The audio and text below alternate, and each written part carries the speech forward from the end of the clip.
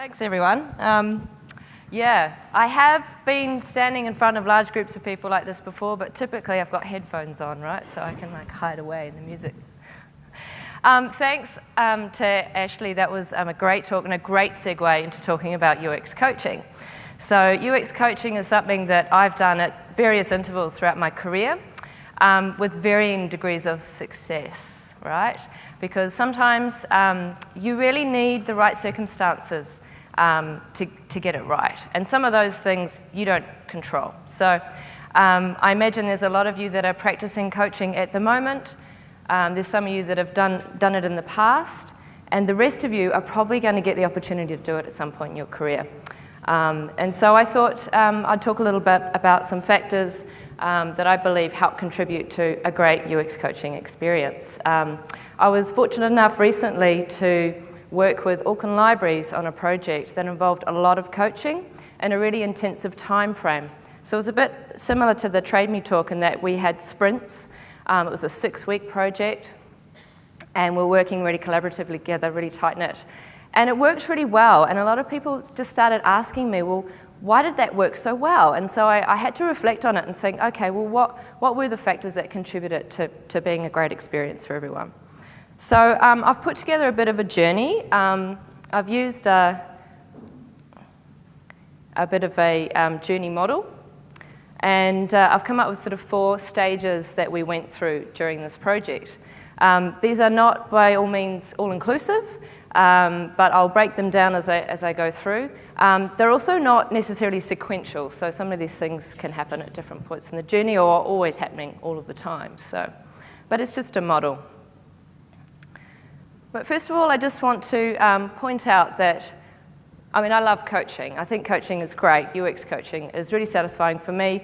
It's great for so many reasons, and one of them is about the sparkle that Dan Zook talked about yesterday. It's about seeing other people shine, and that's hugely rewarding, right? So UX coaching for me is about the teams being the users, and they are part of that process, and their satisfaction is really important to being a successful UX coach. So I believe it's a great way of getting 2 outcomes. You're getting a great user experience at the end of the day if they kind of upskill well and they're practicing well, but they're also getting a better day-to-day work-life experience as well. So how do you do that? Well, it looks a little bit like that. So I'm going to walk through these phases, and as you can see, this is a customer journey map with smiley faces and the sad faces and all the different ups and downs throughout the journey. And I've got the level of support at the bottom as these bars showing where it kind of goes up and where it kind of goes down throughout the journey. So first of all, understanding. This is a pretty important phase. You cannot skip this bit, right? Where do you start?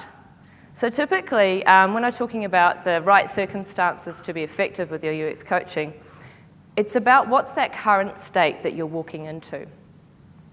And ideally, you have a team within an organization that's in charge of a particular channel. Let's just say it's the website.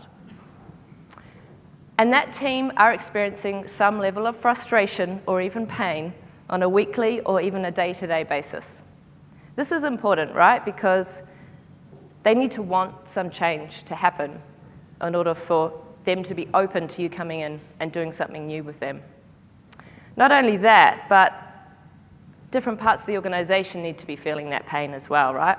So sometimes that team can be feeling the pain, but the rest of the organization doesn't really know how frustrating it is for them. And that frustration may be caused by, you've recently got some customer feedback and it wasn't so great. Or it could be caused internally where you feel like you can't really get hold of the tools that you want to make the changes you want to your own channel. So the pain of change needs to be less than the pain of staying the same. The other thing that's really helpful is that the organization itself has some level of customer-centric values embedded in any guiding documents. For Auckland Libraries, this was the case. So they had customer centricity built into their strategic documents. Not only that, we had a kind of a UX champion that was already in there who had experienced user testing in a previous role. And this was really important, so she could champion internally and get the project happening to begin with. Then what do you do? So you've got your UX coaching project, you've got the opportunity to come in and work with an organization and work with a specific team. What do? You start by getting them out of their day-to-day. And how do you do that? Well, the organization needs to allocate the right people to your project to begin with, obviously, so the people that really can change that channel. And those people need to be resourced to your project. You need to fight to get their time. They can't be expected to absorb all this new information and practice these new methods if they're too busy with their day-to-day workload and their headspace is still in that pain of the day-to-day. And you also need to change their physical space in some way. So that could be something small, like putting a chart on the wall and starting to put things on the wall around them. Or it could be in a really big way where you actually set up a separate physical space away from their desk. It could be a team room, a war room, we often called a project room, where they can go and that's where they're focusing on that UX stuff. So now you're beginning to build a bit of trust. Ooh, going on with the flickering. So you've acknowledged that they've got an existing job to do, and you're not just trying to interrupt that. You're creating the space so they have time to think and to learn. And you're also creating a space for the new to come in. And then you're going to do a lot of listening. And that's so you can get to know your team really well. So I was really fortunate on libraries. I got seconded, and so I was actually in the room with them for a few days a week. So I was available to them to go and have lunch with them, have coffees with them, catch up with them informally, and get to know them as people. The other part of this, though, is it's really good to do it formally. And that's a way of showing them how serious you are about listening to what they have to say and how important they are and their ideas are about the website. And it might be the first time they've actually had someone sit down with them, and it could be for a whole hour, to just have a bit of a dump about what they think's going on. So you need to do this with all the team members. And after you do that, you've got a really, really good idea of their context, right? And you should be feeling their pain. So empathize, take note of those pain points. So often you'll find people keep talking about the same thing over and over and over again. And that might happen throughout the project as well. And these are the things that they really want you to help them solve. So you want to note those down, you want to stick them on the wall and validate that this is important and put it into your outcomes. Great. So now you've got your understanding. You've immersed yourself, you know what it looks like for them day to day, all the problems that they're dealing with, what's working, what's not working for them. And hopefully at this point now, you need to start demonstrating the value of what this UX stuff's going to do for them. And how do you do that? You can do that through data. So this sort of speaks a little bit to what Kat was talking about. You know, you're getting your survey data, your analytics data. You're combing through the organization, you're trying to find all the bits of qual and quant research that exist. And some of it might not be synthesized very well. So you might find raw data, and you've got to do that synthesizing yourself and come up with those key insights. Or there might be some key insights, but maybe they're not well talked about. So you're just going to shine the light on that stuff, get people talking about it. Show them the evidence. So this is actually directly from Auckland Libraries. What we found was 60% of users on the site were there to do transactional tasks. They want to renew their library books. They want to find a book. You know, just the basic stuff you're trying to do. And only very small percentages were distributed over these other services and content on the website. And this was a really great aha moment for the team. And it meant they could garner around something like a kind of a single source of truth. It also gave them some ammo, right? So you're helping arm the team with good arguments that are backed up by data. Then you're going to give them some exposure to their customers. So you want to get them in front of users as soon as possible. Don't delay. Get them, intercepting them in the call centers. You might listen to some calls, or you might actually go into a service center or a library and intercept them and ask people how they're going, what are they doing. Now, this is where you've got the worried face, right? Because a lot of the team, they're going to feel shy about doing that. This is not something they normally do. Sometimes they might get a little bit timid, like, oh my God, you want me to actually talk to real customers? Oh.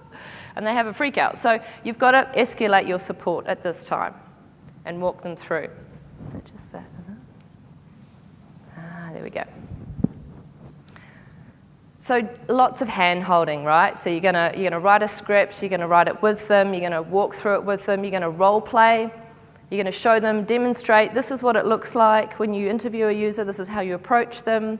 Okay, now everybody have a go and get everyone to buddy up and practice it. So they feel really kind of rehearsed. And you do that the same day that you take them out and actually interview users. So it's fresh in their mind. They're not having to think theoretically or recall anything, it's just there and they just do it.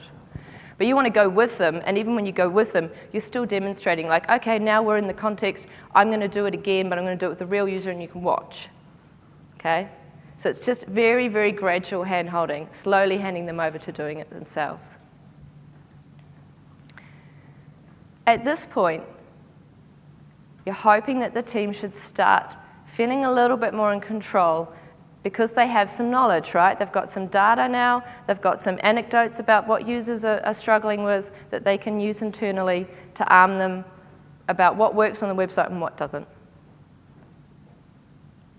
And then you're ready for the participating. So the participating is happening all along anyway, but the important part of this stage is that you've started creating some artifacts. Make sure you hand them over and the team has ownership of those artifacts. So if you've created some user profiles or personas and they're just draft, hand them over to the team, give them to the designer to create a template, give them ownership, let them get their hands dirty with the stuff. And it's really important so that when you extract yourself, they know what they're doing and they feel in charge. It's important they get a sense of achievement through participating directly. Collaboration. So there's been a lot of talk about collaboration. And I'm still yet to understand the dynamics of collaboration. I think it's kind of a big word, and as a concept, there's a lot in it. But you want to get them working together as a team. And that's really important. So they build a shared language to work with this stuff together. So you've been out, you've talked to some users, then you want to get them back, brainstorm some notes, and work together in terms of collating those notes, guide them through the analysis process, get them working together. And that's everyone, right? You don't want to leave anyone out. Ideally, you've picked off a small enough team, because obviously this is a difficult process to go through with like 20 people or 30 people. So you might want to carve off small teams and coach them separately. But bring everyone on the journey. And some people will be skeptical, right? Some people will be like, what is this UX stuff? This isn't what I was trained to do. This is not part of my job. Why do I have to do it? But if you've got everyone around them engaged in doing it, hopefully they're going to get a bit of FOMO, fear of missing out, and they're going to just want to come along anyway for the journey to be part of something and have some curiosity. And if they come along for the journey, hopefully at some point in that journey, they get some insight into the value. And then there's practicing, the final stage, the go-it-alone stage. Now this is an art to this of knowing when to kind of push them a little bit to go it alone. You want to do it, you're still there, you're still supporting. It's not like you suddenly disappear, because if you suddenly disappear, this is what's going to happen, right? So people are in their comfort zone, you've slowly nurtured them out into that extended zone, just beyond their comfort zone, and then you just push them. You don't want to push them too far out too soon, because they're going to get very highly stressed. And you're going to start losing some of that trust and confidence that they've built up in you throughout that journey, right? But you've got to let them fail. You've got to push them out there and let them learn by doing and by their own experience. And things are going to happen, mistakes are going to be made, and you need to set that expectation before you push them out there, ideally. So sometimes you might forget to do that. Oh yeah, cool, you go and do it, I know you're good. And then they might stuff it up and have a freak out moment. If you let them expect the failure and you're there beforehand and then you're there afterwards to debrief with them and to make sure that they capture those learnings so that then next time they do it, they can be more awesome. And they'll feel even more successful when they get it right because they would have experienced that pain of failure on their own. So that's pretty much the journey, hey? So hopefully at the end, the only pain and frustration the team should be feeling is a bit of post-it fatigue, right? Because they'll be surrounded by post-its. So UX coaching, transformative for both end users at the end of the day but also the team's being coached if we get it right. And one thing that I did do, I think at the end, ideally you've got like 2 UX champions by the end of this. You know, they're not all going to be like totally saturated in it. But if you've got 1 or 2 people that are like fired up and passionate and enthusiastic about UX, they can be those champions inside the organization and start taking that within the organization once you're gone. What I did was, you know, you survey the team and you ask them, how well did I do? So that then you're continuously learning as well of how you can improve your coaching. Sometimes people say, well, aren't you going to coach yourself out of a job? And, you know, really there's so much UX to be done, right? It can be applied to anything, as we've found. And really, when you're coaching, you're kind of capability building so that people can handle some of that day-to-day hygiene stuff. Let's just improve the baseline usability of most things or everything. And that frees me up to maybe look at some of the more complex problems. And those are the interesting challenges for me. And that's it.